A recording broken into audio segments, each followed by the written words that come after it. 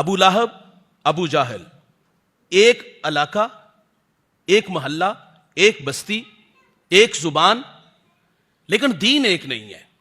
دین ایک نہ ہونے کی وجہ تبت یدا ابی لہب و تب، تازیانے برسے، یہ اپنا نہیں ہے۔ بلال حبش سے آیا، صہیب روم سے آئے، اور سلمان فارس سے آئے۔ سلمان کو فرمایا نا یہ اہل بیت میں سے ہیں، انہیں اپنا کہا گیا۔ بلال کے ہاتھ کو حضرت عمر نے چوما اور کہا کہ اوروں کا غلام ہے، ہمارا تو آقا لگتا ہے۔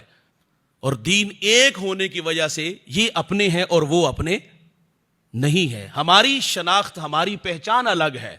یہ پلیٹ میں رکھ کے ہمیں وطن نہیں ملا، اور یہ وطن حادثاتی طور پہ نہیں بنا۔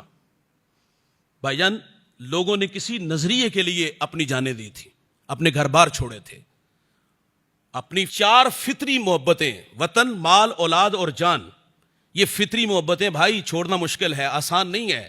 وطن کی محبت اگر پوچھنی تو اپنے بیٹوں سے پوچھو جو پردیس میں زندگیاں گزار رہے ہیں۔ وطن کی محبت اپنے والد سے پوچھو جس نے اولاد کی خوشیاں خریدنے کے لیے اپنا وطن چھوڑا اور پھر ساری زندگی پردیس کے دھکے کھائے۔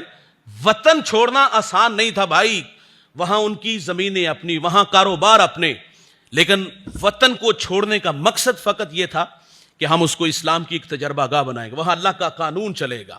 تو اس لیے ان لوگوں نے اس وطن کو بنانے کے لیے قربانیاں پیش کی۔ 10 لاکھ شہیدوں کا خون ہے اس کی بنیادوں میں، گارا مٹی نہیں اس کی بنیادوں میں۔ اس وطن کو بنانے کے لیے بھائی جان ہمارے بڑوں نے بڑی قربانیاں دی ہیں، اپنے وطن کی قربانی دی، بھائی جان اپنے مال کی قربانی دی۔ تو پھر ہم نے اس وطن کے ساتھ کیا کیا؟ 14 اگست آئے تو کیا باجے لے کر کے سڑکوں پہ یا گاڑیوں سے سلنسر نکال کے جناب طوفان بدتمیزی میں جائے؟ یہ آزادی ہے؟ اسلام تو غیرت مند دین ہے، یہ آزادی منانے کا طریقہ ہے۔ کیا ہمیں 14 اگست کو ہمیں اپنے یاد نہیں آتے؟ اس وطن کے لیے انہوں نے کتنی قربانیاں دی تھی۔ ہم اپنے بچوں کو خود باجے خرید کے دیتے ہیں نا۔ میں کہتا ہوں بھائی صرف 10 منٹ کے لیے اپنے گھر میں انہیں اجازت دو کہ بیٹا یہاں چاہ پورا کر لو، میں دیکھتا ہوں کس طرح آپ برداشت کریں گے، میں دیکھتا ہوں کہ کس طرح گھر والے اسے قبول کریں گے۔ او بھائی اپنے بچوں کو اس دن کے بارے میں بتاؤ کہ یہ وطن جب بنا تھا، اس وطن کو بنانے کے لیے ہمارے بڑوں نے کتنی قربانیاں دی تھی۔ اپنے بچوں کو بتانا ہوگا بھائی اس دن ہلڑ بازی نہیں، اس دن باجے لے کر کے لوگوں کو تنگ نہیں کرنا۔ یہ شور کر کے ہم کیا ثابت کر رہے ہیں؟ ہم کیا کوئی بے مہار قوم ہے؟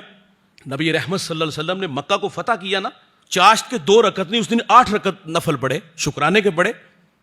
موسیٰ علیہ السلام نے جب فرعون سے نجات حاصل کی تو روزہ رکھا تھا۔ بھائی جان آزادی ملے تو آزادی کا مقصد تو یہ تھا کہ ہم شور شرابہ نہیں، سجدہ کرتے۔ آزادی ملی ہے تو بھائی جان ہم شکرانے کے طور پر شہداء کو خراج عقیدت پیش کرتے، یار ہم قرآن خوانی کرتے۔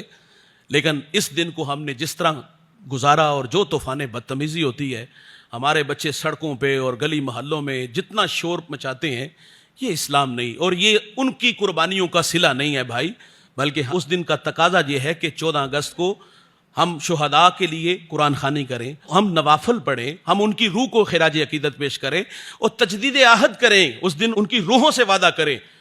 لیکن اس دن جو طوفان بدتمیزی ہوتا ہے، اللہ یاز الحفیظ، اللہ ہمیں معاف فرمائے، تو میں آپ کو دعوت دوں گا، آپ کے پڑوس میں مرکز مصطفیٰ، وہاں سالانہ پرچم کشائی بھی ہوتی ہے، اس دن شہداء کو خراج بھی پیش کیا جاتا ہے اور ان کی روحوں کے لیے قرآن خوانی بھی ہوتی ہے۔